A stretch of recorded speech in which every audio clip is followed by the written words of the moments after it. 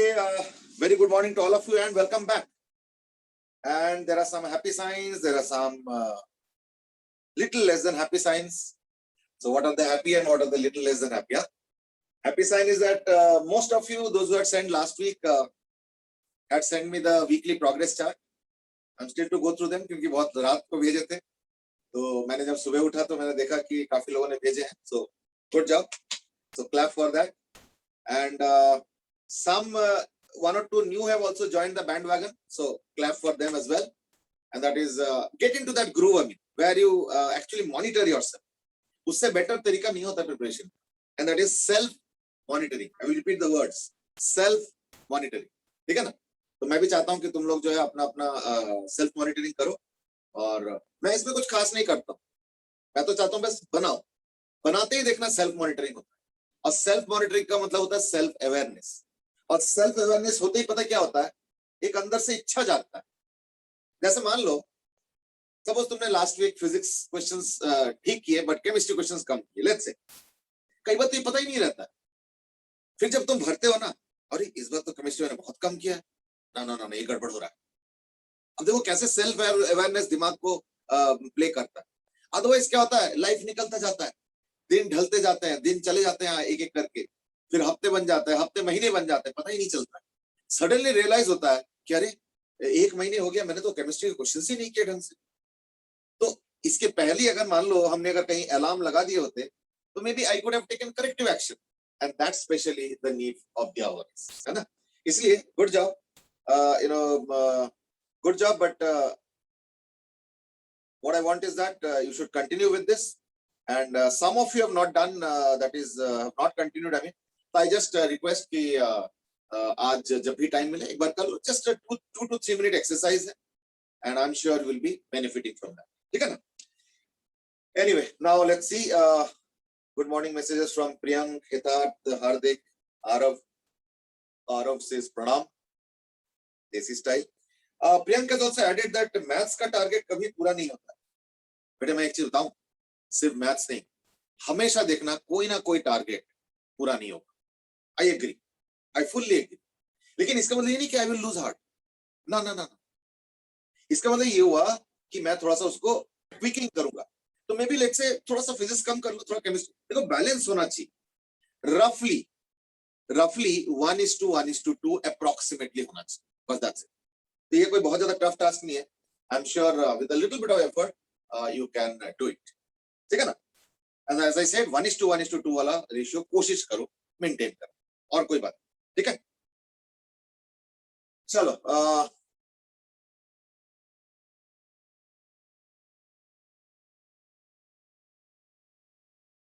RM is also ask ये जो questions आप कह रहे हैं वो इजी, मीडियम में टफ है. नहीं नहीं समझे, it will be always a mix. See, I've already told you, you're supposed to do S.C. Verma.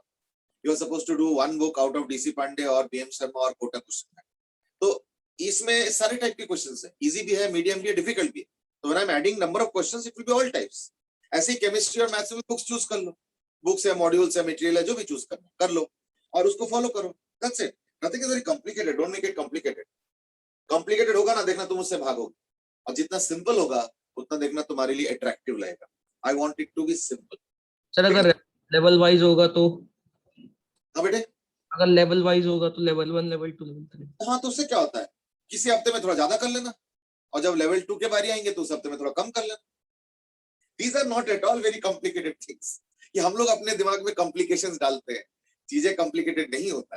ठीक है ना. चल anyway, now let's finally begin the day.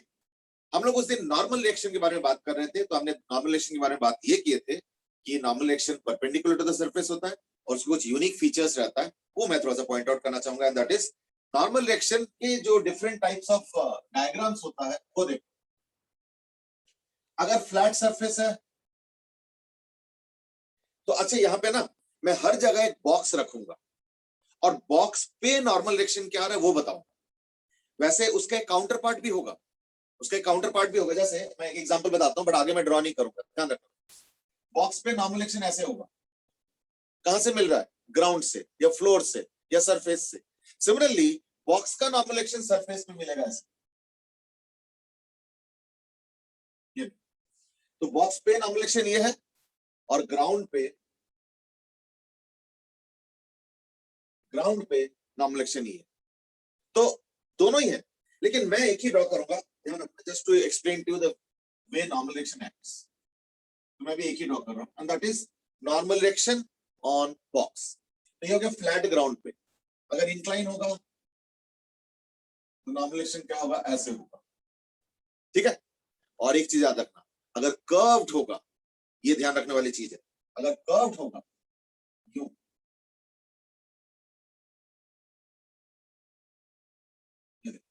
तो क्या करेंगे ना, सबसे पहले ड्रॉ करेंगे एक टेंजेंट, ठीक है। तो अगर कर्व्ड होगा तो सबसे पहले ड्रॉ करेंगे टेंजेंट, और उस टेंजेंट के परपेंडिकुलर होगा ना।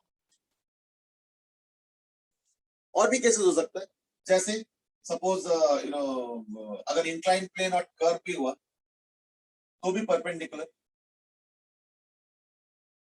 ये हो गया नॉर्मल एक्शन। अगर कोई कर्व्ड और कर्व्ड है, जैसे ये, इसमें भी टेंजेंट और फिर नॉर्मल एक्शन। तो ये होता है डिफरेंट टाइप्स ऑफ या different types of situations where you will have to draw normal action.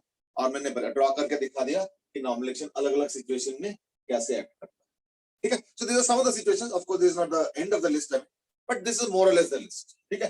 Normal action in various cases, देख लो अच्छे से। I hope it's now okay. चलो, so that was about how normal reaction acts, okay।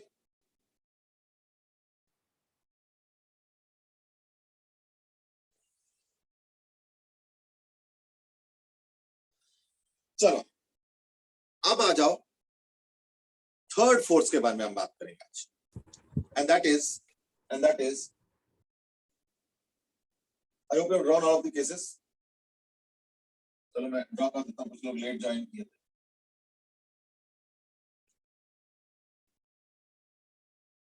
ठीक है।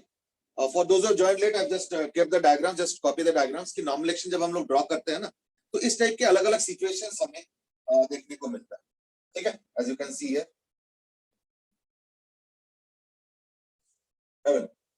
अच्छा, अब हम चलेंगे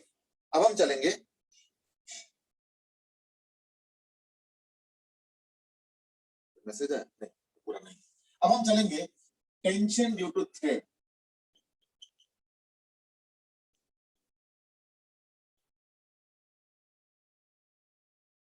टेंशन इन अ थ्रेड, ठीक है। तो टेंशन इन अ थ्रेड का क्या है, प्रियंका सेठ की इसके यूनिक फीचर्स लिखने थे, बट यूनिक फीचर्स में ये डायग्राम उसी के बारे में बात कर रहा था कि देखो इस टाइप का डायग्राम हम लोग ग्रेविटी में नहीं ड्रॉ किए, क्यों, ग्रेविटी में एक ही टाइप का होता है force, and that is like this. पर नॉर्मल एक्शन देखो कितना अलग अलग तरीके से हो सकता है ना। तो अगर फ्लैट और फ्लैट सरफेस, कर्व्ड सरफेस, है ना, फ्लैट और कर्व, मतलब कॉम्बिनेशन, तो इस तरीके से नॉर्मल एक्शन अलग अलग केस में हम अलग अलग ड्रॉ करेंगे। That's what you are seeing out here. चल अब हम चलते हैं टेंशन, यानी फोर्स ड्यू टू टेंशन, यानी टेंशन इन अ थ्रेड। इसमें लेकिन एक assumption है, ठीक है। assumption समझो, there are certain assumptions। assumption number one is that a thread is supposed to be massless. Now you might challenge the idea, in fact I would say you should challenge the idea. Why? You might say massless, मतलब मास ही नहीं है। मास नहीं ऐसे कैसे हो सकता है। In fact अगर देखा होगा कभी, अगर तुम दुकान में जाओगे, अब देखो ये सब एक्सपीरियंस होना चाहिए दुकान में खरीदारी का। Shopping is actually big experience, not that shopping of the fashion kind, but shopping in general, day to day life वाले चीजें खरीदो and all, you will get a lot of experience in handling them. तो वहां पे जब हम लोगों को तो कोई धागा खरीदना होता है, कोई रस्सी खरीदना हो, जैसे मान लो कपड़े टांगने वाला रस्सी, कई बार नायलॉन का खरीदते हैं, कई बार स्टील का खरीदते हैं, तो अलग अलग मिलता है, मतलब कई बार एल्यूमिनियम का। तो खैर एल्यूमिनियम का थ्रेड तो नहीं होता, बट देन एल्यूमिनियम का रॉड वगैरह होता है। तो जब हम लोग खरीदते हैं तो कैसे खरीदते हैं, मास से खरीदते हैं। देखना या तो मीटर से खरीदेंगे या तो मास से खरीदते हैं। अगर मान लो थोड़े से लेंथ लोगे, जैसे मान लो एक दीवार से दूसरे दीवार, तो ये थोड़ा सा ही है, तो इसका तो मीटर से खरीदेंगे हम लोग। मीटर से मतलब may be let's say 4 metre wire दे दो, 5 मीटर वायर दे दो, एक्सेट्रा। बट मान लो तुमको बहुत लंबा वायर खरीदना है, मान लो ड्यू टू व्हाटएवर रीजन है, तो इन दैट केस क्या होता है, इतना मीटर का गिनती कौन करेगा? मान लो तुमको 150 मीटर वायर चाहिए, अब वो बैठ के 150 बार थोड़ी गिनती करता है। वो क्या करता है, बोले इतना गिनती करने का टाइम नहीं, आप एक काम करो, हमें वजन बता दो। अब देखो क्या पूछ रहा है, वजन बता रहा है, पूछ रहा है। यानी it is asking, sorry, the person is asking what is the mass of rope और चेन और थ्रेड और whatever you want to buy. यानी हम लोग दुकान में खरीद रहे हैं किलो से, किलो के भाव से, मास, और यहाँ पे हम कह रहे हैं मासलेस। तो what do I mean by this massless? Massless का प्रैक्टिकल मीनिंग यहाँ पे क्या है?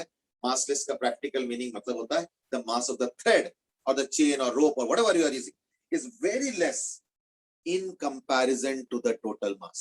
इसका मतलब ये. So that means massless here means that the mass is very less in comparison to the thread or chain or rope or whatever it is. ठीक है? So the mass is very less in comparison to a thread, chain, rope, or whatever the case is. ठीक है?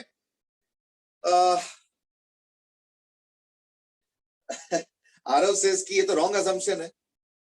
Priyank says is that जो चीज खरीदते हैं मास से उसको मासलेस मानना है. अब वो तो मैंने बोला पहले कि सुन के थोड़ा अजीब सा लगा, अरे मासलेस कैसे?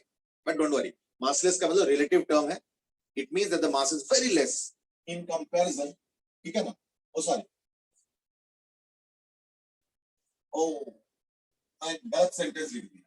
Mass is very large. The mass of object is very large in comparison. मैंने sentence उल्टा लिख दिया. ठीक है ना? तो mass of the object is very large in comparison to the thread or chain or rope or whatever you are using to either pull it or hold it or whatever you are doing with the thread.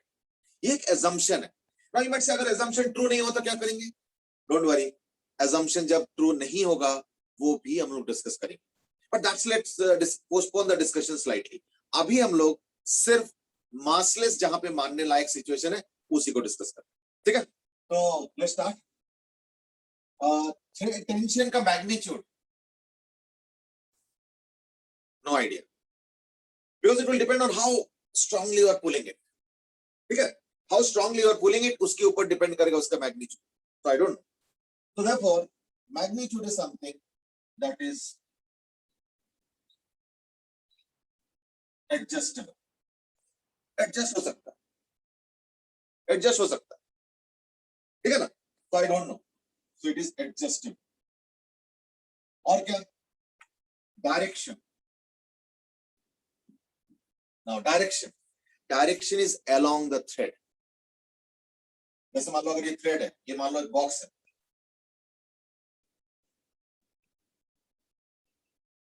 और कोई thread से, मान लो एक box है और कोई thread से इसको ऐसे खींच रहे हो. ठीक है ना? ऐसे कर. In that case क्या होगा? ये हो जाएगा टेंशन. लेकिन ध्यान रखना, अगर मान लो तुम उसको खींच रहे ऐसे करके, जो भी है व्हाटएवर,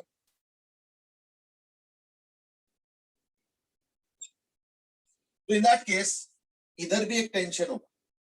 यानी यहाँ पे एक इंटरेस्टिंग चीज है, दोनों तरफ से टेंसाइल यानी पुलिंग फोर्स होगा और वो इक्वल होगा. ठीक है? तो direction is what? Along the thread. ठीक है? दोनों तरफ सेम होगा. देख लो. और क्या? ये हो गया डायरेक्शन, ये हो गया मैग्नीट्यूड. ठीक है? ये हो गया डायरेक्शन, ये हो गया magnitude. This is like along the thread. और उसके बाद आ जाओ पुल और पुश.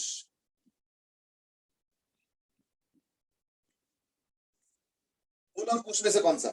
हाँ, तो let me see the opinion.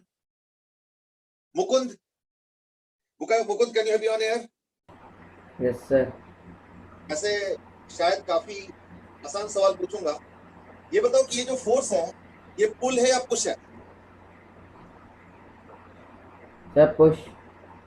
अच्छा, जानबूझ के बोल रहे हो? अच्छा, ये पुश लग रहा है क्या? ये पुश है? सर नहीं पुल है. पुल है. ओके, अब सुनो, यू माइट से लेकिन आपने तो एरो ऐसे दिखाया ना, ये एरो पता क्या चीज रिप्रेजेंट कर रहे हैं कि थ्रेड क्या फोर्स दे रहा है। अगर मैं अपना फोर्स देखता हूं तो अपना फोर्स तो इधर है, दिस फोर्स, थोड़ा सा ना ये कंसेप्ट समझ लो, कई बार ना डायग्राम देख के हम लोग मिसलेड हो जाते हैं, इसलिए मैंने सवाल पूछा। अब ध्यान से सुनो, दिस फोर्स, ये जो फोर्स है थोड़ा ध्यान से समझो, ये जो फोर्स है ये मैं अप्लाई कर रहा हूं ऑन द थ्रेड, ये जो फोर्स दिख रहा है ये जो थ्रेड अप्लाई कर रहा है ऑन माई हैंड, मैंने हाथ से खींच रहा हूं, और ये जो फोर्स है ये थ्रेड अप्लाई कर रहा है ऑन द बॉक्स। तो एक एक चीज को समझो, this is my force on the thread, this is the thread force on my hand, this is the force of the thread on the box. तो यहां पे देखो सारा ही पुलिंग है ना। सो देयरफॉर ये जो थ्रेड बॉक्स को फोर्स लगा रहा है ये क्या होता है, पुल। और एक चीज ध्यान रखना, थ्रेड से वैसे भी तुम पुश कर भी नहीं पाओगे।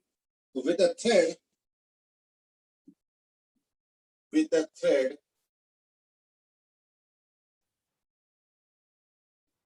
we cannot push in any case. हाँ, एक चीज है जो हमने अभी नहीं करना है, बाद में करेंगे, रॉड से पुश कर सकते। अगर एक रॉड लगा दो, लोहे का रॉड, लकड़ी का रॉड कुछ, तो उससे पुश कर सकते, और हम लोग करते भी हैं कई बार। So therefore each force has to be understood properly. क्या इसके कुछ यूनिक फीचर्स हैं, and that is very important, थोड़ा समझो इसको। यूनिक फीचर इज दैट, अच्छा हाँ, एक चीज और भी assumption है, and that is that a thread is inelastic. एक और assumption है, ध्यान से सुनो, and that is length of thread is a constant. So the length of a thread is a constant. ये देखो, तो ये चेंज नहीं होता, ठीक है। Length of a thread is a constant. It does not change. I hope that's okay. तो इसके कुछ consequence है, और यही है यूनिक फीचर का पार्ट। देखो ये छोटे छोटे चीजें समझो, तब जाके देखना क्वेश्चंस में हेल्प मिलेंगे बहुत। अब मैं बताऊंगा यूनिक फीचर्स, तो आई होप कि मैं बता सकता हूं, है ना। Unique features is what I am going to now tell you, this is very important.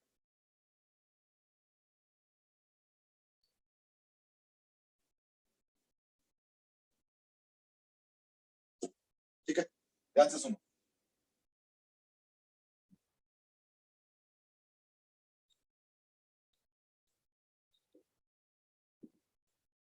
And that is because the length of the thread does not change, because the length of the thread does not change.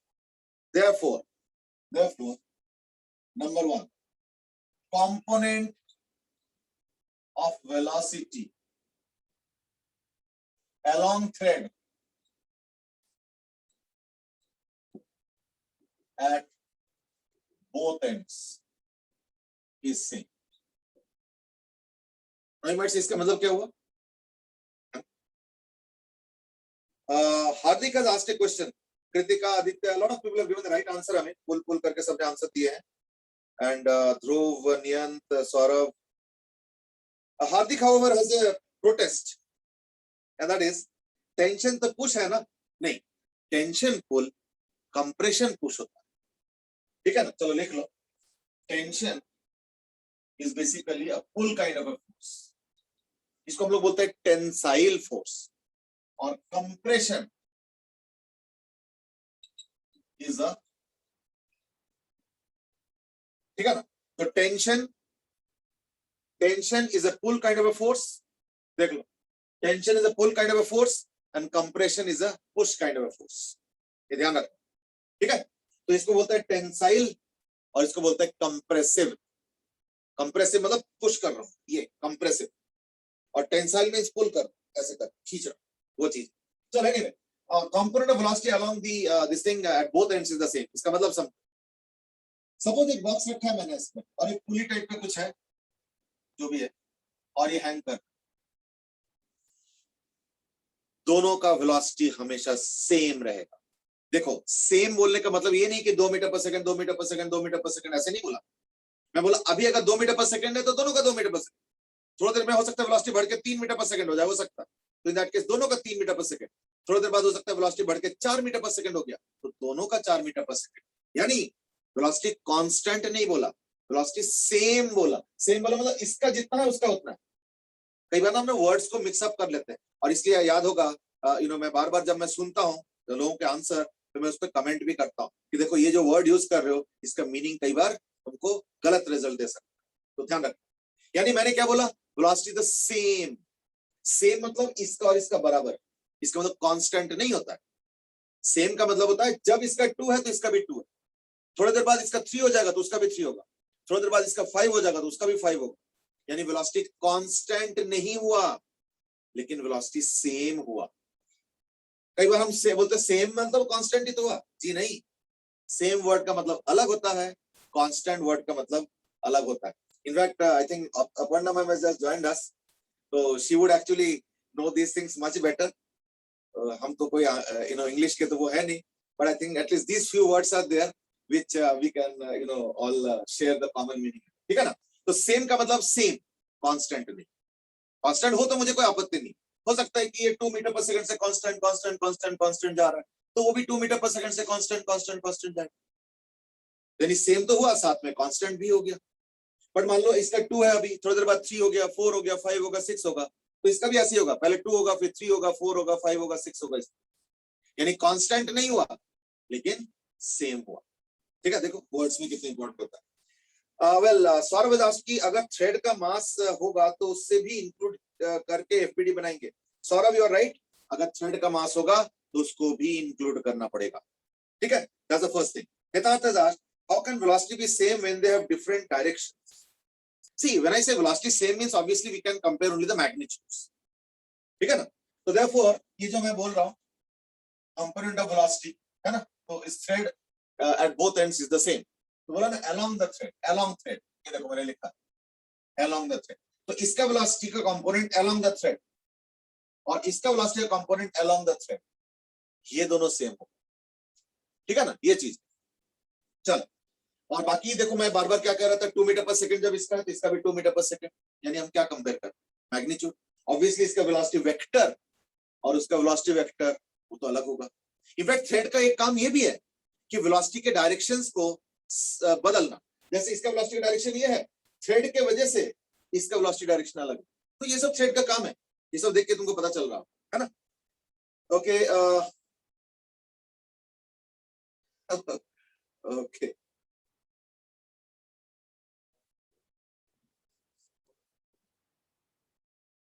Just a second.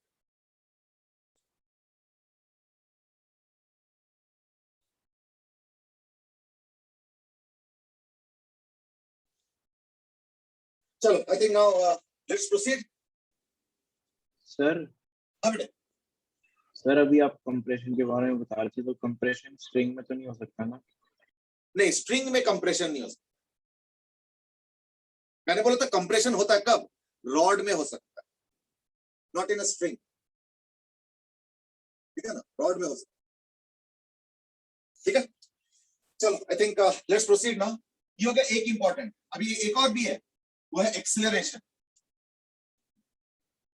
Component of acceleration along thread at both ends is same if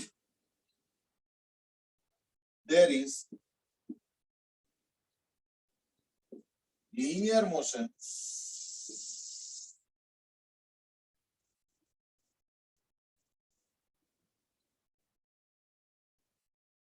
at both ends. However, if there is rotational motion also, तब तो देखो उसमें centripetal वगैरह ये सब भी आ जाता है, बट अगर मान लो लीनियर मोशन है तो इन दैट केस क्या होगा, एक्सेलरेशन के कंपोनेंट भी सेम होता है at both ends. So these are some of the features which we are going to use while solving questions. ध्यान रखना, any component of acceleration at both ends along the thread will be the same, and also component of velocity at both ends will be the same. ठीक है, velocity तो चलो हमेशा ही होगा, लेकिन उसमें थोड़ा दिक्कत हो जाता है अगर मान लो ऑब्जेक्ट लीनियर मोशन में नहीं है, तो इन दैट केस थोड़ा कॉम्प्लिकेशंस होता है। चलो those are things that we will discuss later on. अभी तो फिलहाल नोट कर लो, और जब इसका यूज करना होगा तो इसका देखना काफी यूज होगा, देखना बहुत यूज हो जाए, ठीक है।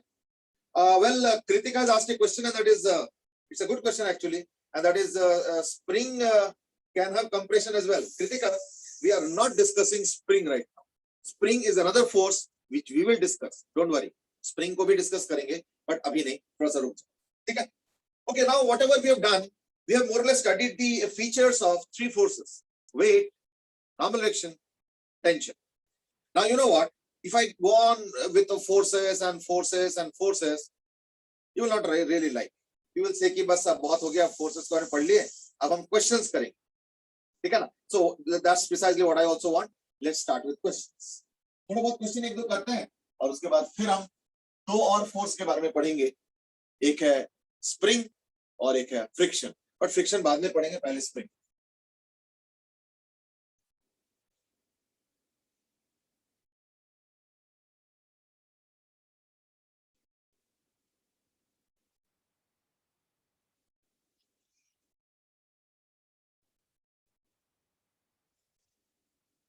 चलो.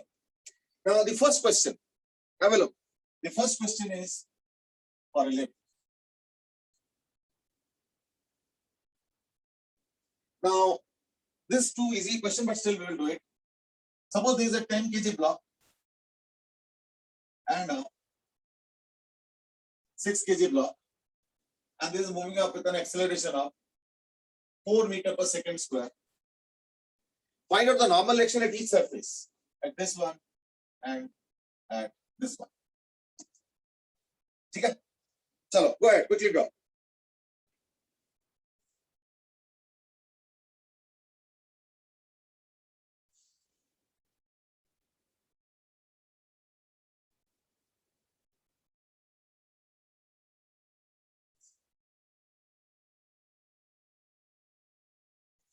सौरभ से इसकी स्यूडो फोर्स वो तो बहुत लंबा जर्नी है अभी. स्यूडो फोर्स तो शायद इस हफ्ते में भी नहीं होगा. हाँ, हो सकता है इस हफ्ते में हो जाएगा, वीकेंड तक, मतलब मे बी थर्सडे फ्राइडे तक हो जाएगा. Okay, because it's a very easy question, so answers have started coming up quickly.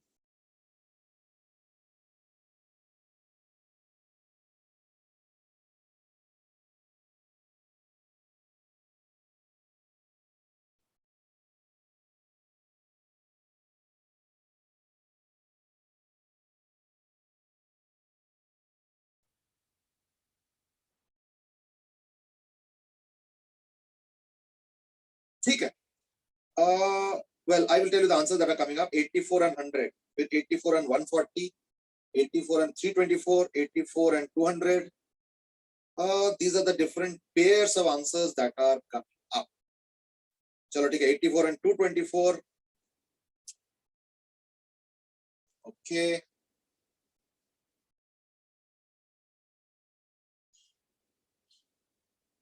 ठीक है.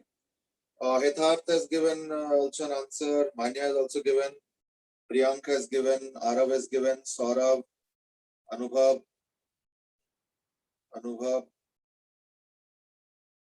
and you started changing answers as well. कुछ लोगों ने आंसर चेंज भी करा. प्रियंका सेड कि ये क्वेश्चन स्यूडो फोर्स का नहीं है क्या? ना, इस क्वेश्चन में स्यूडो फोर्स का कोई जरूरत. Don't worry. Okay, I'm just looking at different answers that are coming up.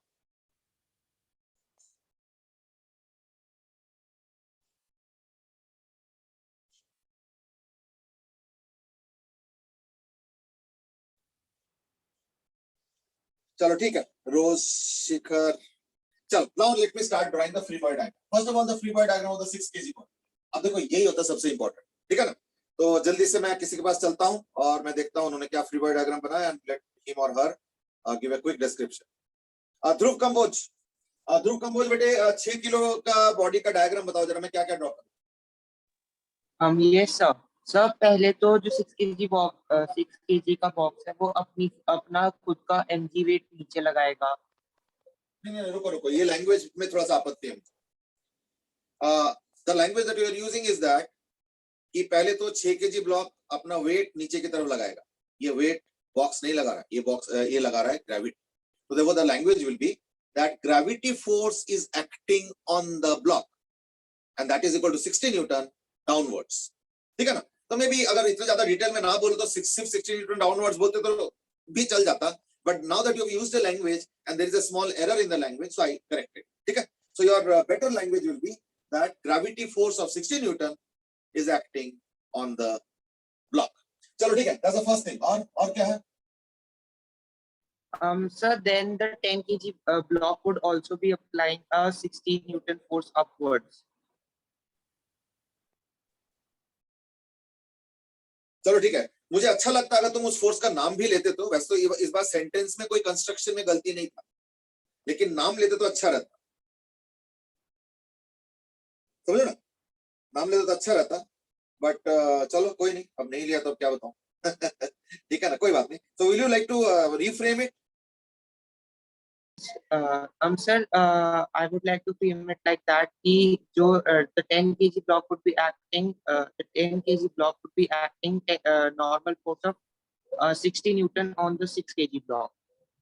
चलो ठीक है, I think that's a good language, that's finally a good language. और ये मैं ना सिर्फ ध्रुव को नहीं समझा रहा हूँ, मैं सबको समझा रहा हूँ कि जब भी तुम लोग लैंग्वेज यूज करते हो ना, तो वो लैंग्वेज में एक फिनिश होना चाहिए, पॉलिश होना चाहिए, कि बिल्कुल कुछ में कुछ एक शब्द को का भी एरर निकलने का कोई स्कोप ना हो.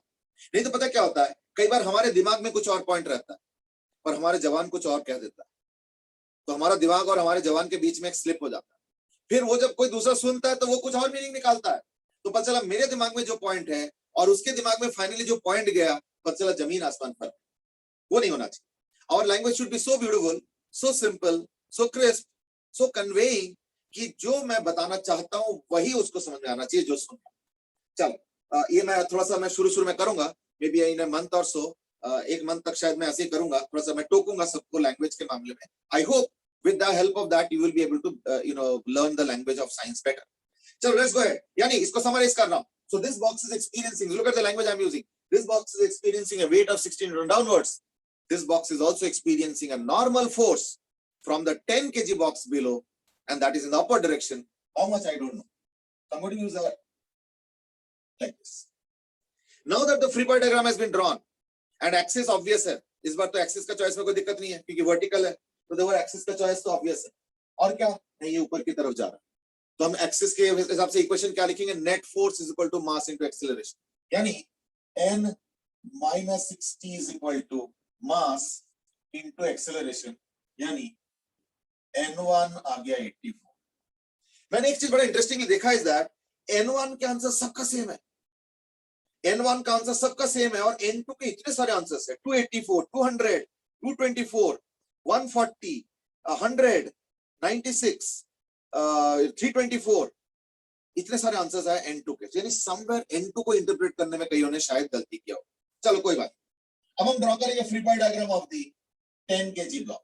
Okay, so somebody else will take the turn now, और आई होप कि ये लैंग्वेज जो मैंने बताया वो क्लियर हो चुका है. Aarav quickly your question, then we will go to somebody else. Aarav जल्दी. सर नीचे एक तो n1 लगेगा, n1. तुम क्या ये 10 kg का फ्री बॉडी डायग्राम बता रहे हो? हाँ सर. नहीं, अभी रुको, वो तुमसे नहीं पूछना था, मुझे किसी और से पूछना, ठीक है ना. अगर उसमें कुछ डिस्कशन करना है उसके बाद then I will give you the turn, ठीक है ना. चलो let's go to Palak Mittal quickly. Palak Mittal. Yes, sir. हाँ जी बेटे, जल्दी बताओ free body diagram of this. Sir, 100 Newton downwards. So 16 Newton, 160. नहीं, रुको, वो तो चलो बात की बात है. तुमने डाउनवर्ड्स तो बोला, पर किस वजह से ये नहीं बताया. अब देखो तुमने Due to gravity. हाँ तो बताओ ना. अब बताओ क्या लिखो.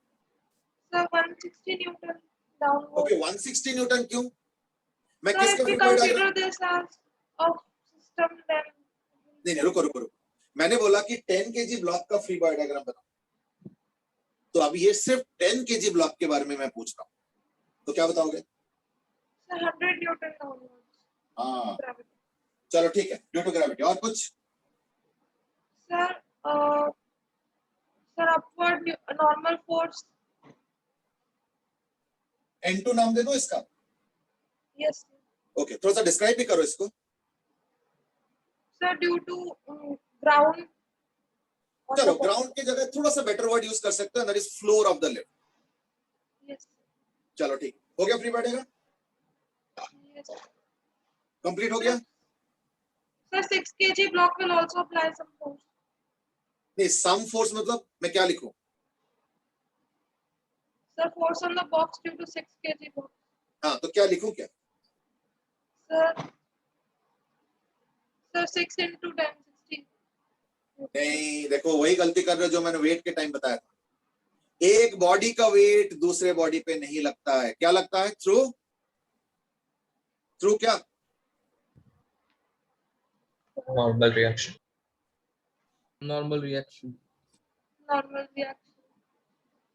Through normal reaction. अब जाके करेक्ट हुआ, ठीक है, अब सही है, अब सही है। नीचे लगे। The downward direction. In the downward direction, चलो ठीक है, अब चलेगा। तो यानी N1 जो फोर्स है, अब देखो मैं पता ये क्यों पूछ रहा था, ये डायग्राम में कब का बना के क्वेश्चन सॉल्व भी करके आगे निकल गया, तो मैं इसलिए पूछ रहा था क्योंकि देखो सपोज मैं अगर एक स्टूडेंट हूं तो मैं अपने फेलो स्टूडेंट को देखता हूं ना, तो मैं देखता हूं वो कैसे सोच रहे हैं और कैसे बता रहे हैं, और अगर मैं होता तो मैं क्या सोचता और मैं क्या बताता, इसी से देखना बेटर लर्निंग होता है। तो देयरफॉर ये जो डिस्क्राइब कर रहे हैं ये कैसे सोचेंगे हम लोग, क्योंकि अदरवाइज हम लोग स्ट्रगल करेंगे। देखो सबसे पहली बात तो अगर ये N1 यहाँ पे है इस बॉक्स पे ऊपर की तरफ, तो इसका एक काउंटर पार्ट होगा थर्ड लॉ, तो देखो एक N1 डाउनवर्ड्स होगा दूसरे बॉडी पे, यानी 10 kg बॉडी पे, तो ये देखो N1 डाउनवर्ड्स, ये N2 लिफ्ट को मिल रहा है ना, सॉरी लिफ्ट से मिल रहा है ना। यू माइट से इस N2 का तो अपने थर्ड लॉ नहीं लगा, इस N2 का तो अपने थर्ड लॉ नहीं लगा, इस N2 का भी थर्ड लॉ होगा, पता है किस पे होगा? वो लिफ्ट पे होगा। बट क्योंकि हम लिफ्ट को स्टडी नहीं कर रहे हैं इसलिए हमने ड्रॉ नहीं किया, हमने रहने दिया कि चलो ठीक है क्या ड्रॉ करना है। बट अगर मान लो लिफ्ट का भी कल को फ्री बॉडी डायग्राम पूछा जाए, और याद रखना कभी कभी पूछते हैं, कभी कभी लिफ्ट के फ्री बॉडी डायग्राम भी पूछा जाता है, तो इन दैट केस हम N2 भी ड्रॉ करेंगे। ये देखो ये N2 है, ठीक है, बट इस केस में जरूरत नहीं। चलो ठीक है, now that is the first stage. तो आरव यस सर। अभी सेकंड वाले के क्वेश्चन बताओ। सर N2 minus 10 नहीं sorry N2 minus 100 plus N1 is equal to 10 A0 40 हो जाएगा 40। देखो जरा मैंने जो लिखा है सब कुछ सही है?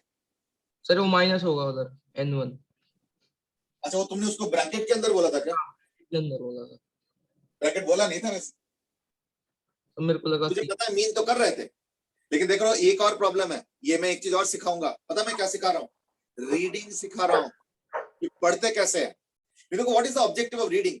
ऑब्जेक्टिव ऑफ रीडिंग इज कि मैं रीड करूंगा और दूसरे को वही समझ में आना चाहिए जो कि मैं रीड करके उसको समझाना चाहता हूँ।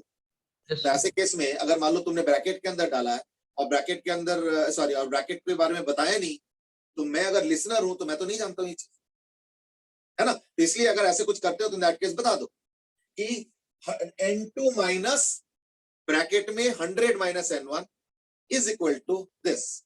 अब कोई कंफ्यूजन का स्कोप ही नहीं। तो अगर तुम ये बोला होता तो मैंने ऐसे लिखा होता तो कोई दिक्कत नहीं।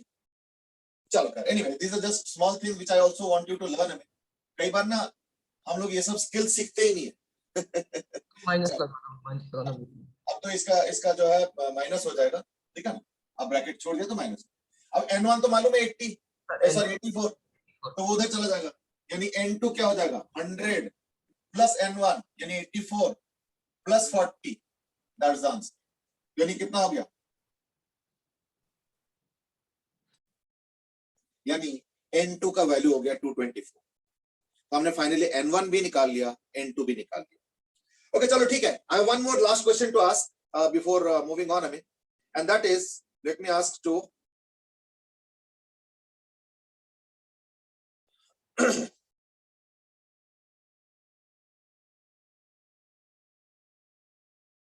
हितार्थ। Yes sir. ओके बेटे, सपोज मैं तुमको कहता हूं भाई मुझे ना N1 से मतलब मुझे सिर्फ N2 चाहिए, तो क्या यही रास्ता अपनाओगे? क्योंकि N2 तो सॉल्व हो गया, मैं उसमें मना नहीं कर रहा हूं, बट सपोज मैं तुमको कहता हूं मुझे ना सिर्फ N2 का वैल्यू चाहिए, तो क्या यही रास्ता अपनाओगे जो मैंने अभी किया, या थोड़ा सा अलग रास्ता अपनाओ?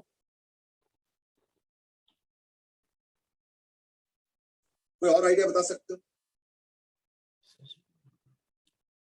सर यही करेंगे और क्या करेंगे। चलो ठीक है, देखो इससे आंसर तो आ रहा है, मैं एकदम कोई डिनाई नहीं कर रहा हूं। अगर मान लो क्वेश्चन में N2 पूछ रहा है तो देखो इवेंचुअली N2 तो सॉल्व हो गया, 224 आ गया, कईयों का 224 आया हुआ है, ठीक है। Well there are some ideas coming up, so let me take up somebody who is giving these ideas, I mean, and that is yes, Divesh Setia. Aryan तुमने भी सही आंसर दिए हैं, संकल्प ने भी दिए हैं, प्रियंक ने भी दिए हैं, but turn is for debate. Divesh Sethia. Yes sir. हाँ जी बेटे. सर ब्लॉक्स की एक्सेलरेशन सेम है तो हम उन दोनों का एक सिस्टम बना के यूज कर सकते हैं जिसमें दोनों ब्लॉक्स का टाइम मास हो जाएगा. यानी what debate is suggesting is that क्यों ऐसे करें, क्यों ना एक काम करें, इन दोनों को कंबाइंड ब्लॉक ले लिया जाए, है ना? क्यों ना दोनों को कंबाइंड ब्लॉक ले लिया जाए. अगर कंबाइंड ब्लॉक लेता हूं in that case free body diagram थोड़ा अलग हो जाएगा. ये वाला फ्री बॉडी डायग्राम तो होगा नहीं. एक बात और भी है, कंबाइंड ब्लॉक लेने का एक और मतलब भी है, पता है क्या? कि इन दोनों के बीच में जो फोर्स है, इन दोनों के बीच में जो फोर्स है वो अब इंटरनल हो जाएगा. क्यों? क्योंकि अब ये इसको और इसको मिला के मैं एक सिंगल ऑब्जेक्ट मान रहा हूं. देखो अगर याद होगा मैंने पहले ही बोला था, system is what a collection of particles. जरूरी नहीं कि एक ही बॉक्स हो, दो बॉक्स मिलके भी सिस्टम बन सकता है. चलो ठीक है, तो let me draw the free body diagram according to combined system. ठीक है, okay fine. Let me go to somebody else then. Aryan Tomar. Aryan. Yes, sir. Yes, can you please tell me what would be the free body diagram like if I take the two blocks combined? हाँ जी, शुरू करो. Sir, 160 Newton force downwards caused by gravity. चलो, good. Sir, and the normal reaction into we can take it as in upwards from the floor of the lift. ये जब तक नहीं बताओगे ना तब तक मैं कंफ्यूज था कि तुम एन यहाँ पे बता रहे हो या यहाँ पे बता रहे हो. फ्रॉम द फ्लोर बोल दिया ना तो अब मैं इसको काट देता हूं. इसका मतलब ऊपर से नहीं नीचे से मिले. यू माइट से ये तो ऑब्वियस है. देखो दुनिया में कोई भी चीज मैं ऑब्वियस नहीं मानता हूँ क्योंकि पता नहीं किस कंटेक्स्ट में क्या मीनिंग निकल आता है. तो मैं इस चीज को ऑब्वियस नहीं बोलूंगा, मैं बोलूंगा अच्छे से बताओ कि कोई स्कोप ऑफ कंफ्यूजन रहे ही ना. तो इसलिए तुमने बोला नॉर्मल रिएक्शन एन ड्रॉ कर दो, तो मैं वेट कर रहा था, मैंने ड्रॉ नहीं किया. Then you completed the sentence कि फ्लोर से मिल रहा है. अब मुझे तसल्ली हुआ तो मैंने ये ड्रॉ किया. नहीं तो मैं जानबूझ के गलत कराने के लिए यहां से एन ड्रॉ करता. हाँ हाँ आप तो हमें गलत ही कराना चाहते हो. गलत नहीं मतलब इन द सेंस की यू नो सीखने का प्रोसेस सबसे ज्यादा कब होता है जब हम गलती करते हैं. चलो क्या एन ये हेता तभी खत्म नहीं हुआ. नहीं हेता नहीं किसको आर्यन. हाँ equation. Sir, n minus 160 equal to 16 into 4. बस that's it. यानी n आ गया equal to 160 plus 64 and that is 224. देखो मैंने एक दो जने से पूछा था ना कि बताओ क्या अल्टरनेटिव है. यही अल्टरनेटिव क्योंकि सिर्फ n2 पूछा जा रहा है. तो इन दैट केस ये n1 निकालने का इतना कोई खास जरूरत नहीं. So we can even do without n1 also. और हमने यही किया. देखो हमने विदाउट दैट भी सॉल्व कर लिया. यानी इस बार हमने सिस्टम क्या लिया ना, इन दोनों को कंबाइंड सिस्टम लिया जानबूझ के, है ना. प्रियंका सेड कि इसको स्यूडो फोर्स से कर सकते हैं.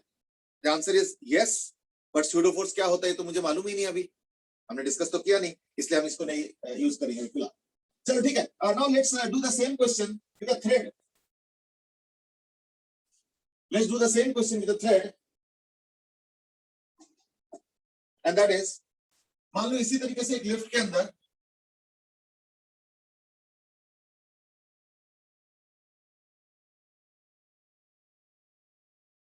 थ्री मीटर्स पर सेकेंड स्क्वायर से एक लिफ्ट डाउनवर्ड जा रहा है. ये 4 kg बॉडी है और ये 8 kg बॉडी. ठीक है, तो फटाफट इसका फ्री बॉडी डायग्राम बनाओ और मैं उसके बाद आ रहा हूं किसी न किसी के पास.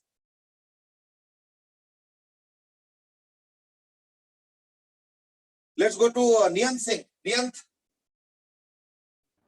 Yes, sir. हाँ जी बेटे, 4 kg ब्लॉक का फ्री बॉडी डायग्राम बताओ. अच्छा एक काम करो, इस थ्रेड में मान लो टेंशन T1 है, इस थ्रेड में टेंशन T2 है. ह्यूमर्स आपने एरो तो दिखाया नहीं, एरो तो तुम्हारा काम है. मैंने सिर्फ ये बताया कि कहीं इसको T1 इसको T2 ना ले लो तो फिर कंफ्यूजन हो जाएगा. कुछ लोग इसको T1 इसको T2 ले लेंगे, कुछ लोग इसको T1 इसको T2 लेंगे तो कंफ्यूजन हो. इसलिए उस कंफ्यूजन को दूर करने के लिए पहले बोल दे कि इस वाले थ्रेड पे टेंशन को T1 लेना, इस वाले थ्रेड पे टेंशन को T2. ठीक है, चलो गो अहेड. सर अपवर्ड लगा दो एरो. चलो गुड। T2 पे भी। T2 का अपवर्ड यस सर। ये ठीक है, पॉइंट पे लगा दो, वो सही रहेगा ज्यादा। गड़बड़ हो रहा है, ये तो पुश हो गए बच्चे। तब वो उस पॉइंट पे डाउनवर्ड लगेगी। हाँ तो ये बोलो ना फिर। देखो अभी मैंने क्या पूछा है, मैंने पूछा 4 kg का डायग्राम बनाओ, तो 4 kg के डायग्राम में ये जो T2 होगा वो डाउनवर्ड्स होगा। हाँ वही टेंशन दूसरे एंड पे T2 अपवर्ड्स होगा, इस पे अपवर्ड्स होगा लेकिन उस पे डाउनवर्ड्स होगा। ये टेंशन भी 2 होगा, यहाँ पे अपवर्ड्स है इस बॉडी पे, पर छत पे यही चीज डाउनवर्ड्स एक्ट करेंगे। कल को हो सकता है तुमको पता है क्या पूछा जाएगा कि छत पे क्या फोर्स लग रहा है वो बताओ। कल को ये पूछा जा सकता है छत पे फोर्स बताओ, छत पे क्या फोर्स लग रहा है। तो इन दैट केस हम T1 लिखेंगे। ये देखो कैसे कैसे T2 देखो कैसे कैसे लग रहा है, ठीक है ना। चलो अब इसका डायग्राम बनाया जाए। हाँ जी आप बताओ नियंत, जल्दी करो, कंप्लीट करो इसको। Yes sir. हाँ आप थोड़ा जल्दी करो इसको, कंप्लीट करो, इक्वेशन बताओ जल्दी करो। T1 minus 40 equals to 4 रुक into रुक रुक, ये 40 हो गया और ये T1 हो गया और ये T2 हो गया। हाँ, आप बताओ। T1 minus 40 equals T1 minus 40 minus T2 equals to 4 into 3. 4 into 3 कुछ छोटा सा और मोटा गड़बड़ कर रहे हो, अब जरा देखो क्या गड़बड़ कर रहे हो। माइनस साइन हाँ कहाँ पे माइनस रखोगे? एक्सेलरेशन पे। हाँ तो उसको कैसे भूल गए? इस बार एक्सेलरेशन नेगेटिव है। यू माइट से क्यों, अगर मैं डाउनवर्ड डायरेक्शन पॉजिटिव ले लूं तो देखो मुझे कोई आपत्ति नहीं है, तुम डाउनवर्ड डायरेक्शन पॉजिटिव ले लो, तुम अपवर्ड डायरेक्शन पॉजिटिव ले लो, दैट्स योर चॉइस। लेकिन अगर मान लो तुम बाय डिफॉल्ट कुछ बोलोगे नहीं तो हम तो अपवर्ड डायरेक्शन को बाय डिफॉल्ट पॉजिटिव मानते हैं, तो देयरफॉर इक्वेशन भी उसी तरीके से लिखा जाए। But you have the freedom to change, that is not an issue. You might change the direction कि नहीं मुझे तो अपवर्ड नहीं, मुझे तो डाउनवर्ड डायरेक्शन लेना, ये तो नीचे जा रहा है आफ्टर ऑल, मुझे कोई दिक्कत नहीं। लेकिन फिर कह दो कि taking downward direction as positive, फिर इक्वेशन को दोबारा लिखो, I have no issues. But as of now क्योंकि हमने कुछ बोला नहीं है तो इसलिए अपवर्ड डायरेक्शन पॉजिटिव माना जाएगा, इसलिए इसके एक्सेलरेशन को नेगेटिव माना जाएगा क्योंकि ये डाउनवर्ड्स। छोटे मोटे चीज है और ध्यान देना पड़ता है। चलो ठीक है, यानी एक का इक्वेशन बन गया। चलो ठीक है, let's take up somebody else now. Bhumija Goswami, Bhumija Goswami. Yes sir. हाँ बेटे, नीचे वाले ब्लॉक का फ्री बॉडी डायग्राम बताओ। सर ऊपर T2 लगेगा, नीचे 8G मतलब 80। चलो ठीक है, इक्वेशन आएगी T2 minus 80 is equal to -3 into 8 मतलब 8 into -3। ठीक है, एक ही बात, वो कोई दिक्कत नहीं। चलो ठीक है, इससे T2 सॉल्व हो गया, कितना आ गया 80 minus 24 यानी 56 न्यूटन, और उसको यहां पुट कर दूं तो देयरफॉर T1 कितना आ गया ना 40 minus T2 यानी 56, सॉरी प्लस T2 यानी 56 माइनस 12, तो यानी ये हो गया 44 यानी कितना हो गया 84।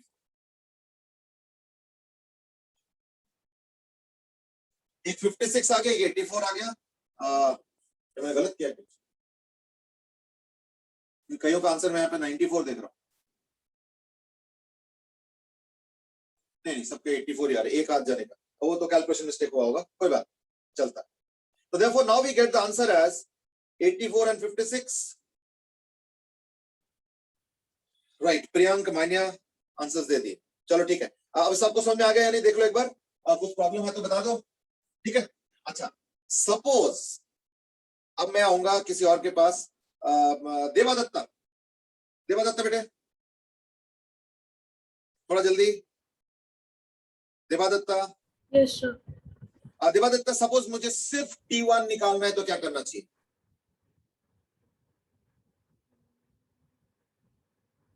सिर्फ T1।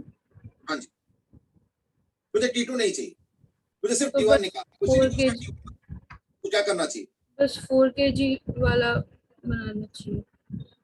ओके, अगर तुम सिर्फ 4 kg वाला बनाते हो ना फ्री बॉडी डायग्राम, तो देखो T2 भी इक्वेशन के पार्ट बन जाएगा, यानी T2 को भी सॉल्व करना पड़ेगा तब जाके T1 आएगा। यानी T2 को सॉल्व करने के लिए फिर तुमको इसका भी डायग्राम बनाना पड़ेगा, इक्वेशन बनाना पड़ेगा, तब जाकर सॉल्व होगा। तो फिर कोई फायदा तो नहीं हुआ ना, फिर तो यही करना पड़ेगा जो मैंने ऑलरेडी किया हुआ है। मैं कह रहा हूं क्या कोई और रास्ता है? That's the question. Devadatta sir 1 minute सोचने दो। थोड़ा पिछले क्वेश्चन जैसे सोचो। चलो कोई बात नहीं, it's good that you are thinking. I mean keep thinking. I mean उसको सोचो, I am sure you will get some way out. I mean Hardik sir हम रूफ Yes, का sir. देख सकते हैं, हाँ बेटे, रूफ को देख सकते हैं। बेटे रूफ तो एग्जैक्टली नहीं, बट चलो कोई नहीं, keep thinking. I mean Hardik turn now. Hardik क्या करूं? सिर्फ T1 चाहिए मुझे। सर 4 kg और 8 kg को एक में प्लेस कर सकते हैं। यानी क्या करें, कंबाइन करके लेना। Combine कर दें। हाँ, सर, combine। हाँ, तो अगर मैं कंबाइन करूंगा तो इसका फ्री बॉडी डायग्राम बताओ क्या ड्रॉ करूं।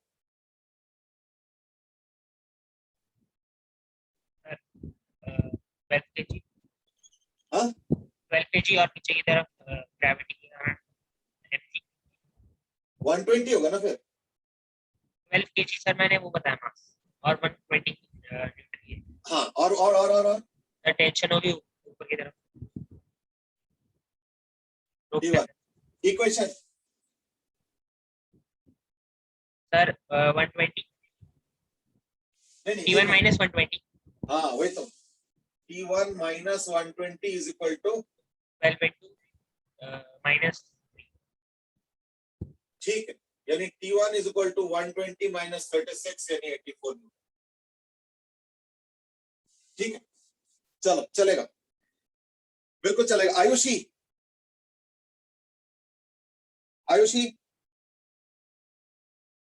Yes sir. ओके आयुषी बेटे, तो मुझे एक काम करो, मैं ना इस इक्वेशन को और इस डायग्राम को नहीं मिटा रहा हूं, इक्वेशन को मिटा रहा हूं। मैं कहता हूं कि मुझे ना डाउनवर्ड डायरेक्शन को पॉजिटिव लेना। आप मुझे बताओ क्या इक्वेशन लिखना चाहिए। सर एक डाउट है। एक सेकंड बेटे, पहले इसको खत्म करने दो आयुषी से। Okay sir. आयुषी सर जो हमने पहले इक्वेशन में लिखा था उसकी साइंस चेंज कर देंगे। चलो कोई बात नहीं, अब मैं मिटा चुका हूं तो इसलिए अब इक्वेशन रहा नहीं, अब तुम बता। Sir 120 minus T1 is equal to 12 into 3। बस बढ़िया, यानी T1 is equal to 120 minus 36 यानी 80। चलो ठीक है, या somebody was asking something। Yes sir, मैं पूछ रहा था जैसे हमने नीचे की तरफ 3 मीटर पर सेकेंड स्क्वायर की एक्सेलरेशन को माइनस में लिया, तो हमने ग्रेविटी को क्यों नहीं माइनस में ली? नहीं तो ग्रेविटी भी तो माइनस लिया है। ये इसके पहले वाले जो इक्वेशन था उसमें T1 minus 120 था, ये देखो ग्रेविटी तो माइनस ही है, ग्रेविटी तो माइनस ही है। ओके सर, लेकिन अब प्लस लिया, क्यों? अब प्लस लिया है, देखो अब प्लस लिया, देखो 120 ग्रेविटी प्लस किया है, क्यों? क्योंकि अब मैंने डाउनवर्ड डायरेक्शन को पॉजिटिव ले लिया, मैंने चेंज किया लास्ट में लिखा। इसके पहले हमेशा देखो ग्रेविटी में नेगेटिव ही डाल रहा था। ओके सर, ऐसा थोड़ा कंफ्यूज हो गया। नेगेटिव लिया क्योंकि वो अगर नीचे ही जा रहा है तो वो जो डाउनवर्ड फोर्स है नीचे ले जा रहा है। एक सेकंड सुनो, मैं समझ गया कंफ्यूजन क्या हो रहा है। देखो ग्रेविटी फोर्स है और ये जो है ये एक्सेलरेशन है। ग्रेविटी लेफ्ट हैंड साइड में इंक्लूड होगा, ये राइट हैंड साइड में। लेफ्ट हैंड साइड में all forces is equal to right hand side में है मास इनटू एक्सेलरेशन। तो दोनों को मिक्सअप मत करो कि ग्रेविटी ये है तो वो क्यों है, वो तो क्वेश्चन में दिया होगा, ग्रेविटी क्वेश्चन में नहीं दिया होगा। ग्रेविटी हमेशा डाउनवर्ड्स है, ये तो ऊपर भी हो सकता है नीचे भी हो सकता है, अकॉर्डिंगली साइन मुझे पुट करना। और अगर ग्रेविटी में देखोगे तो अगर अपवर्ड ले रहे हो तो वो हमेशा नेगेटिव है, अगर अपवर्ड डायरेक्शन में पॉजिटिव ले रहे हो तो ग्रेविटी हमेशा नेगेटिव, उसमें कोई चेंज नहीं होगा। लेकिन ये पॉजिटिव भी हो सकता है नेगेटिव भी हो सकता है, डिपेंडिंग ऑन के लिफ्ट ऊपर जा रहा है या नीचे जा रहा है। ये क्वेश्चन बताएगा और ये लेफ्ट हैंड साइड का चीज है। आई डोंट नो व्हाई और मिक्सिंग आपकी ग्रेविटी प्लस है तो ये प्लस क्यों नहीं, और वो सब ग्रेविटी फोर्स में इंक्लूड है और ये मास इनटू एक्सेलरेशन वाले साइड में इंक्लूड है। तो देखो let's not mix them up. और कोई क्वेरी? नहीं सर, वो थोड़ा सा बस कंफ्यूज हो गया। कोई बात नहीं, देखो जो भी सवाल है इस तरीके का, ये छोटे छोटे जो सवाल होते हैं ये सबसे पूछना प्रायोरिटी है, क्योंकि ये ना इरिटेट करेगा माइंड, कभी माइंड को सेटल नहीं करने देगा कि पता नहीं मैं जो सोच रहा हूँ इसमें क्या गलती है। तो ये गलतियां जब तक क्लियर नहीं होगा तो तब तक कैसे चले। तो it's very important to ask this question. So don't I that's why never get irritated or this thing by these questions, because I know that these are the ones that will be helpful. और मैं एक चीज और बताऊं सच्चाई, ये ऐसे इस तरीके का डाउट ना कम से कम 10-12 जने को होता है, पूछते एक ही है, और वो जो बाकी 11 होता है ना, उनके मन को बहुत शांति पहुंचता है कि चलो ये मेरा रिप्रेजेंटेटिव बन के कम से कम पूछ लिया, मेरा भी साथ में भला हो गया। चलो, anyway, so that was about simple question on normal action and tension. मैं एक्चुअली इस क्वेश्चन के थ्रू कुछ और चीजें समझा रहा था कि कंबाइंड सिस्टम कैसे लेते हैं, कभी कभी अलग अलग क्यों लेना पड़ता है, एक्सेलरेशन का साइन कैसे होता है, प्लस माइनस कैसे लिया जाता है, एक्सिस अपवर्ड कैसे लेते हैं, डाउनवर्ड्स में क्या होता है, ये छोटे छोटे चीजें हम समझाने की कोशिश कर रहे थे। Otherwise these are too easy question, they will never be asked in the exam, they will never be asked in the exam, ठीक है ना। चलो, so that was about your tension and normal action. लेकिन normal action इतना भी simple नहीं है, अब हम थोड़े से इससे कॉम्प्लिकेटेड केस में जाएंगे। जैसे सपोज मैं कहता हूं कि एक वॉल है और एक इंक्लाइन है, इंक्लाइन का एंगल दे देता हूं सपोज 53 डिग्री, ठीक है, इंक्लाइन का एंगल है 53 डिग्री, और मैंने क्या किया यहां पे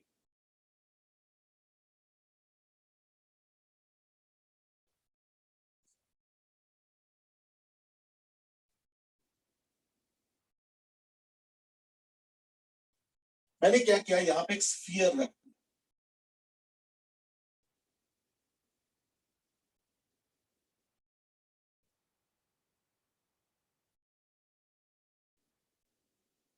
इस स्फीयर का जो मास है वो है 10 kg।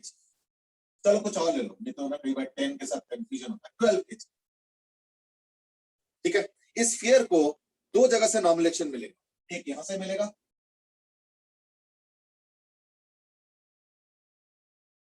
एक यहां से नॉर्मल एक्शन मिलेगा, और एक यहां से नॉर्मल एक्शन मिलेगा,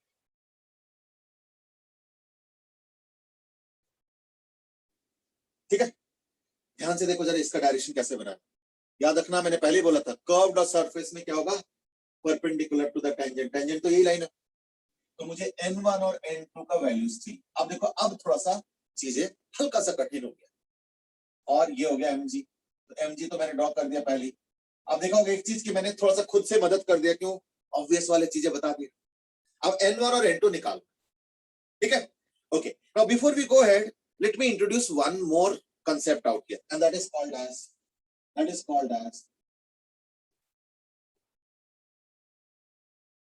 Lami's theorem, ठीक है। कंसेप्ट को थोड़ा समझो, अगर जरूरत पड़ेगा तो इसको मैं क्लास वर्क में ना करके मैं इसको होमवर्क दे दूं, लेकिन कंसेप्ट समझो, Lami's theorem। अच्छा, जरूरी नहीं कि इसको Lami's theorem से करना है, बट इस क्वेश्चन को Lami's theorem से भी कर सकते हो, उसके बगैर भी कर सकते हो, बल्कि मैं तो कहता हूं क्योंकि पहली बार ऐसे क्वेश्चन कर रहे हैं तो दोनों तरीके से करो, that would be better. So now let me Akshay दास की ये 4 kg के केस में 50 to 56 कैसे लिया? ओ अक्षय, वेरी सॉरी, मैं भूल गया एक्चुअली क्वेश्चन क्या था, अब तो मुझे याद भी नहीं आ रहा है। अक्षय, एक काम करना, क्लास के बाद ना रात को मुझे मैसेज कर देना, मैं तुमको इसका वीडियो का लिंक भेज दूंगा, तो उसमें से एक बार वो बस 5-6 मिनट का पार्ट है वो देख, ठीक है ना Akshay? Will do Akshay, is it okay? Yes sir. तो बस वो 5-6 मिनट की बात है, मेरे ख्याल से वो डिस्कनेक्ट हो गए थे तुम 5-6 मिनट के लिए, तो वो वाला पार्ट देख लेना एक बार। बात है, अब मुझे तो बिल्कुल नंबर से याद नहीं, मैं चेंज करता जा रहा हूं कंटीन्यूअसली। चलो let's come back to the Lami's theorem। Lami's theorem क्या कहता है? If a body is in equilibrium under a set of 3 forces, Lami's theorem 3 forces के लिए लगता है, कई बार हम 4 पे भी लगा देते हैं, पता है कैसे, कि 2 फोर्स लेके उसका रिजल्टेंट निकाल दो, तो वो 2 मिलके 1 हो गया और बाकी 2 मिलके टोटल 3 हो गया। तो there are ways of doing it with more forces also, but in general जो थ्योरम का डायरेक्ट एप्लीकेशन है वो 3 फोर्स से हो।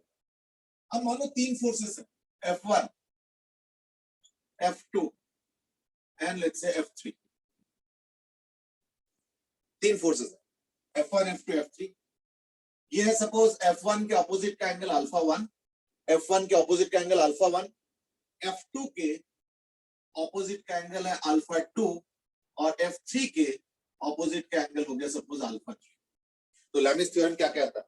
Lami's थ्योरम कहता है F1 by sin alpha 1, यानी F1 by sin alpha 1 is equal to F2 by sin alpha 2 is equal to F3 by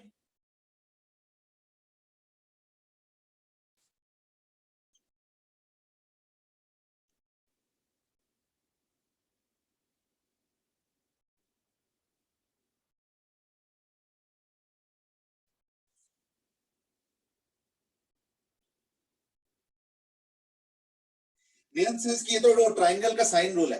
actually पता है क्या ना, ये ट्राइंगल के साइन रूल से आ रहा है, बिल्कुल आ रहा है, और वो इक्विलिब्रियम के केस में। तो यानी मैं क्या लिखूंगा, for a body in equilibrium under 3 forces। चलो ठीक है, now let me go to Aditi Raj. Aditi Raj, Yes, sir. Aditi इस वर्ड का मीनिंग बताओ। Sir, equilibrium. एक second. Just because I'm asking Aditi does not mean that everybody will now say कि oh मेरा turn नहीं आया। You can answer in a message also। Zoom के जो मैसेज ऑप्शन है उस पर आंसर करो, मुझे कोई दिक्कत नहीं, मैं उसको भी पढ़ता हूँ साथ साथ। Yes Aditi, your turn orally, but बाकी लोग मैसेज कर सकते हैं। अदिति उस पे कोई फोर्सेस मतलब एक्ट जो करी है उसके बाद उस पे कोई नेट एक्सेलरेशन नहीं है। ओके, और कुछ बताना चाहोगे या इज इट ओवर? सर वो परमानेंट रेस्ट पे होगा, अगर रेस्ट पे हुआ तो। अभी रुको, ये अगर मगर क्यों डाल रहे हो? सर मतलब परमानेंट रेस्ट पे होना चाहिए, टेम्पररी नहीं होना चाहिए। होना चाहिए, ओके। और कुछ दिमाग में आ रहा है? नहीं सर, हो गया सर। परमानेंट रेस्ट पे होना चाहिए, और हो गया एक्सेलरेशन 0। ये 2 पॉइंट्स बताए ना मेनली, और कुछ बता रहे हो? नहीं सर, यही बताया था। ये 2 मेनली बता, चलो ठीक है, good. You know, there was one more comment. I mean, there are many good answers that are coming up. Net resultant of all fours equal to 0. This is what Kritika says. Mania, Palak, everybody is saying the same thing almost, and they are all correct. ठीक है? And Aditi might be saying कि मैंने भी तो यही बताया। अभी रुको। Saurav says when all the forces are balanced. You know, Rose says net acting on the force on the acting on the 0. Aditya says component all cancel each other. equal 0. All force balance 0 हो गया। Yatharth means net force equal to 0. Priyank भी यही बताया। Triangle का sine rule, net force equal to 0। Ruhani दुआनी भी अभी बताई है। चलो ओके, एक बड़ा इंटरेस्टिंग वर्ड आ रहा है। अब मैं ये नहीं बताऊंगा किसने बताया, लेकिन एक वर्ड बड़ा इंटरेस्टिंग है और बड़ा इंपॉर्टेंट है, और वो है कि इक्विलिब्रियम का मतलब होता है body is at rest. What's the opinion? Equilibrium means body is at rest. Yes, what's your opinion?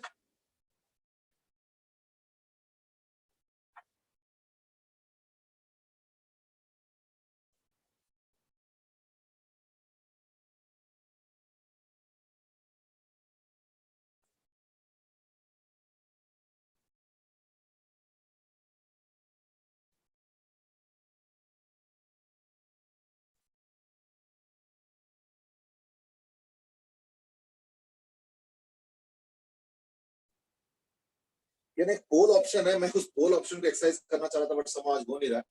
Pole option बड़ा इंटरेस्टिंग ऑप्शन है, मतलब मैं कई बार यूज करता हूं, बट आज पता नहीं क्यों नहीं हो पा रहा है। वहां जाना पड़ता है पोल ऑप्शन।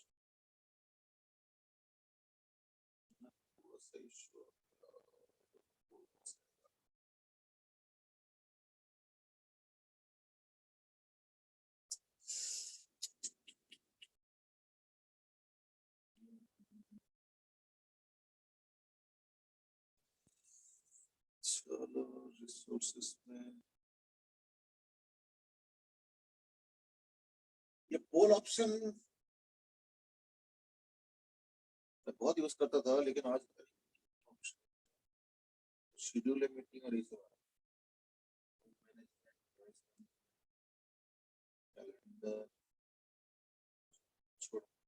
चलो मैं कभी और ट्राई कर लूंगा। There is a poll, but it's not coming up.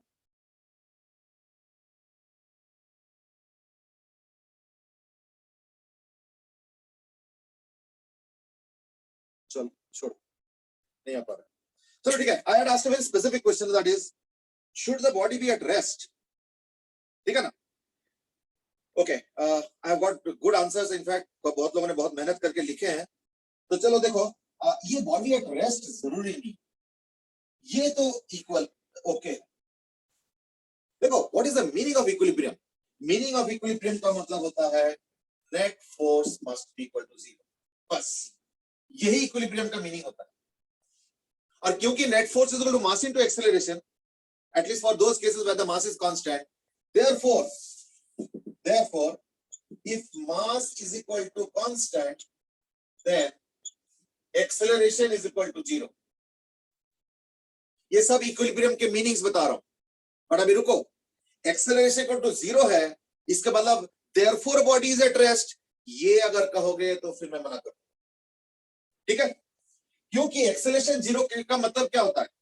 Acceleration 0 का मतलब होता है dv dt 0 है, तो a is equal to 0 का मतलब होता है dv by dt 0 है, that means dv 0 है, that means velocity constant है, ये ध्यान रखना, that means velocity constant.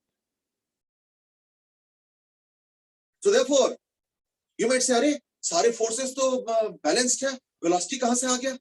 ना जरा सोचो, सपोज थोड़ा इसको ना अच्छे से समझो, सपोज मैं थोड़ा सिंपल कर देता हूं, मैं 3 भी नहीं, मैं 2 फोर्स लगाता हूं, 2 में तो और सिंपल हो जाएगा।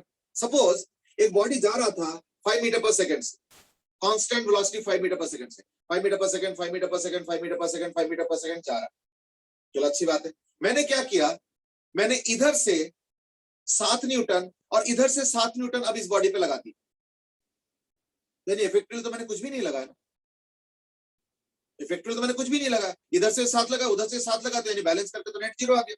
तो देखो इस बॉडी पे इफेक्टिवली मैंने कुछ भी नहीं लगाया, वो अलग बात है कि मैंने एक्चुअली 2 फोर्स लगाया, बट ऐसे लगाया कि दोनों मिलके 0 हो जाता है, इसके कुछ भी नहीं। So is it equilibrium? Yes. Is it that the body is at rest? No. Body is moving with 5 meter per second. क्योंकि इक्विलिब्रियम है, यानी नेट फोर्स 0 है, यानी एक्सीलरेशन 0 है। इसका मतलब क्या हुआ ना, अब ये कंटिन्यूअसली 5 मीटर बताया था ना, हाँ, तो कंटिन्यूअसली 5 मीटर पर सेकंड से चलता रहे। फिर से सुनो, a body was suppose moving at 5 meter per second, और मैंने सडनली 7 न्यूटन और 7 newton equal and opposite force लगाना शुरू कर दिया, तो is it the body is in equilibrium? Yes. So is the body has a 0 acceleration? Yes. But is the body at rest? No, the body is moving with 5 meter per second. Therefore एक chance है कि body rest पे ना भी हो। Therefore, a better answer will be velocity is constant. अब अगर मान लो initially body is at rest, तो वेलोसिटी कांस्टेंट का मतलब क्या होता है? वेलोसिटी 0, तो यानी बॉडी रेस्ट पे हो गया, यानी रेस्ट हो सकता है, बट ये कह देना कि रेस्ट होगा, ये थोड़ा गलत होता है। So therefore please understand, equilibrium का मतलब होता है नेट फोर्स 0, और अगर मास कांस्टेंट है, in that case acceleration 0, but acceleration 0 का मतलब होता है वेलोसिटी कांस्टेंट। फिर लास्ट में मैं लिख देता हूं मे बी रेस्ट, लेकिन अगर तुम इंसिस्ट करोगे कि नहीं बॉडी को रेस्ट पे रहना पड़ेगा, that I will not take it. I hope that's okay now.